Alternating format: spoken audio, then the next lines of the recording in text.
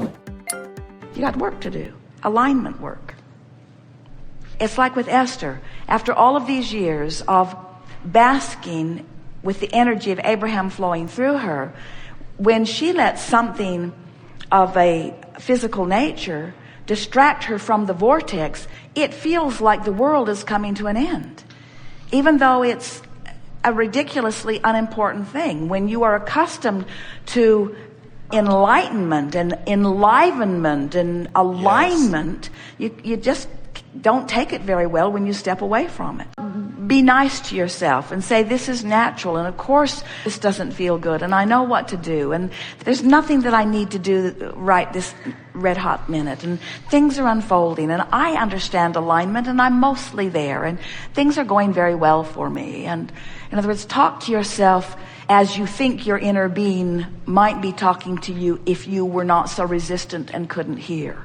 In other words, try to soothe yourself, because we promise you, your inner being, if you could hear your inner being would be saying, it's all right. Your inner being would be saying, you're right on your path. Your inner being would be saying, if you could hear, all is well. Just chill out. This too shall pass.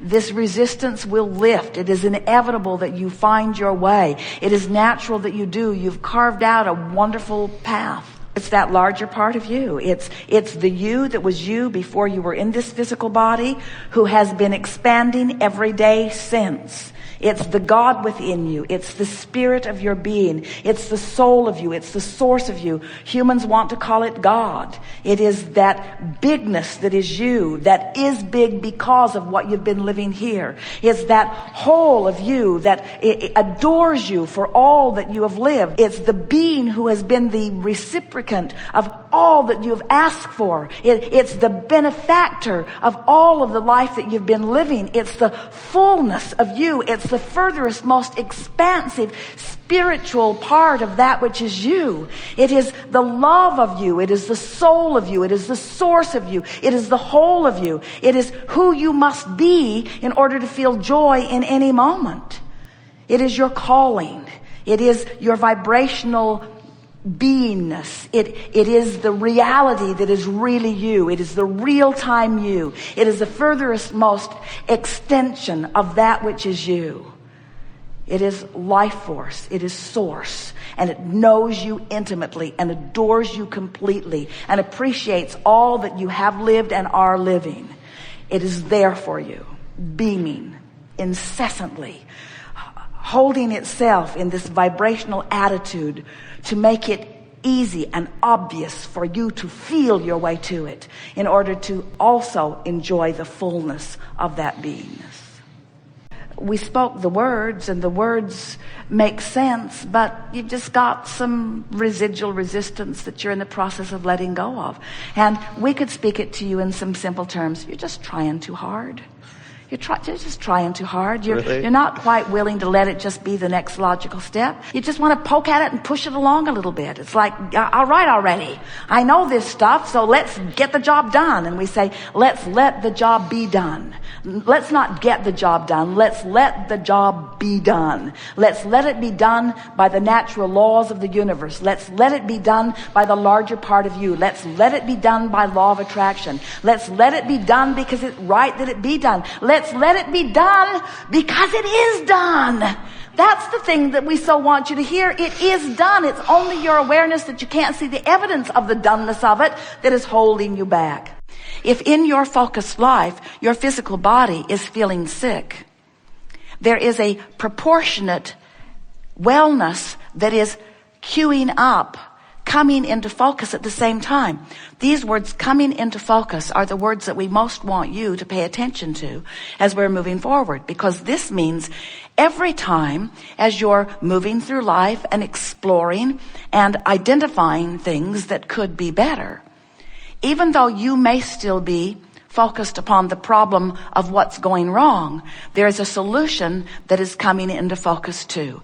A solution that while you don't have access to it while you're focused on the problem, and while you shouldn't have access to it while you're focused on the problem, because step one is an important part of the 3-step equation for creation. Step one is asking, and it requires some poking around in some problematic places in order for the question to occur.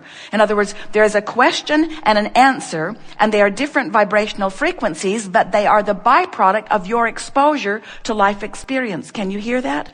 When your question comes into focus, so does your answer. And when your problem comes into focus, so does your solution. When your illness comes into focus, so does your wellness. And when your lack of whatever you want comes into focus, so does the abundance of it come into focus. But the question is, where is your vibration? Are you in a place where you can let the solution, the abundance, the wellness, the clarity, the stamina, the vitality, can you right here, right now, let it come into focus? And the answer to that question is, you could if you were not beating the drum of the problem to death. In other words, there is a tendency that you have picked up along your physical trail to poke around at the problem for an inordinate amount of time. And the reason that you do, usually, we watch Esther, even with all that she has heard from us, she sometimes pokes at the problem longer because the problem feels like such a problem that it seems like it's worth the effort of defining where it came from and who is the fault of it. And if she pokes long enough, she can sometimes even come into a somewhat satisfying while problematic point of view of justifying why the problem even exists. And what we would like you to realize is that all of that is fine. And you really can do no wrong, because poking at the problem is poking at a solution. The question we just want to put to you is, you have to make a decision when it is no longer of value to you to grow the problem and the solution. We'll state that better. You have to decide, has the solution gotten big enough for me now because of my attention to the problem that I'm ready to attempt to orient myself in the direction of the solution? Or would I like a bigger problem and therefore a bigger solution? Seriously. Because any way you play it works out great for us. You poke around and poke around and poke around it, and improvements come, improvements come, improvements come, and in many cases, it is future generation who will benefit from the problems you all are poking around at. But you sound like you'd like some of the solutions in your time-space reality. You sound as if you would like to reap some of the benefit of your creative endeavor. We're here in what we are calling this law of attraction-based universe and a law of attraction-based workshop, pointing it in the direction of the art of allowing, which is what step 3 of this 3-step process is. Step 1 is poke around at the problem. And step 2 is the solution is born. Source is right there, shining a light on it and holding it steady for you.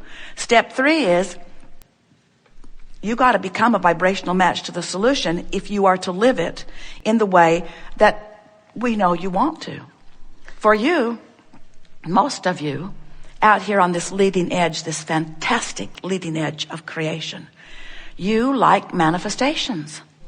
You're hooked on seeing stuff and smelling stuff and hearing stuff and tasting it and feeling it. You like this tactile, leading edge, creative environment that we are all a part of, that you are fantastically immersed in. You like this manifestation stuff. And while you didn't come necessarily for the manifestation, it is necessary to be involved in this leading edge manifesting world in order to really, really, really keep up to speed with who life has caused you to become. But we want to wrap this whole picture together in a way that you will finally get it, that you have come forth not to fix a broken world, but to be a catalyst for its never-ending eternal expansion. And then we say, but you don't need to be focused upon the expansion, because the expansion is going to be a byproduct of your exposure to life. So then you might ask, we like it when you do, well, if I've come forth with great purpose, and my great purpose is not expansion, because expansion's going to come whether I know that it's coming or not. I'm just going to blunder into expansion because contrast is just going to suck expansion through me. Then tell me again, why am I important to this mix? And we say, because you wanted the thrill of you getting to focus. You wanted the thrill of you getting to define the details of the expansion. And because you wanted to feel the exhilaration of focusing in a way that the energy that creates worlds flows through you. In other words, you came for the joy of it. You came for the thrill of it. That's what we're all in this eternal experience for.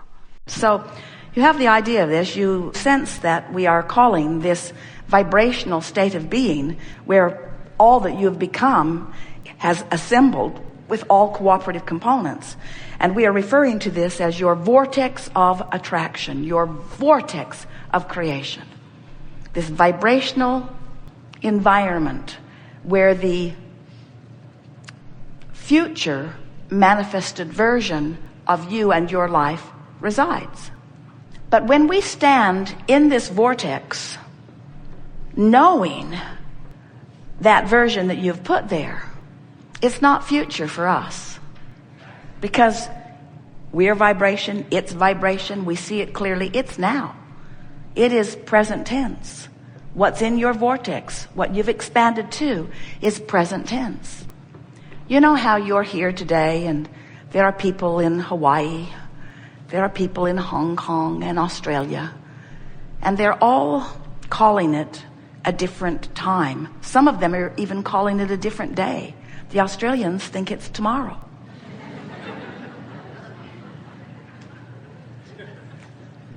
But even though all of that is true, it's all right now. It's all right now. It's all right now. If you call them on the telephone, you're going to have a now conversation. Well, there's a little lag time, a few seconds. Real time is happening now. Now. What we want to help you to feel in the way we know it to be is that this vortex of creation is now. It's now. Your financial abundance is now. Your physical well-being is now. The relationship of your dreams is now. It's now. And when you try to find the feeling of that, what does it feel like in my prosperous world? What does it feel like in my vital and healthy body? What does it feel like in my relationship that wraps round me and through me as the two of us expand together? What does that feel like? As you reach for the now feeling of that, then you are present tense too. And we just want you to know, you practice that present tense until it is most dominant. You practice that present tense feeling of relief and exhilaration and adventure. You practice that present tense, real time, vibrational feeling that emanates an emotion of well-being within you. You practice that and make it your own. And those manifestations must become instantaneous, real time too. By law, it must be. It's easier for us because we stand in the vibrational realm. And we have a longer memory also. We know that everything that you see around you that is already manifested was a vibrational creation first. And so vibration has been present tense reality for us for so long that we just don't get it why you ever worry when you've launched a rocket about anything, because it's for sure it's going to happen. It's for sure it's going to happen. But there are so many people that hold themselves in a vibrational tension of unworthiness or unhappiness that they prevent themselves from being the vibrational match to it, so they don't get to be there where the manifestation is. They deprive themselves of their own dramatic and powerful creation. But you are here wanting to be deliberate creators. And we want you to be deliberate creators, because creating by default is no fun at all. Oh, you create. You can't help it. You sift through contrast, you launch rockets, the larger part of you becomes it, and the next version of you born into physical will embody it. In other words, you get to continue to expand. But it was your plan to do it real time. And it was our plan to remind you of that.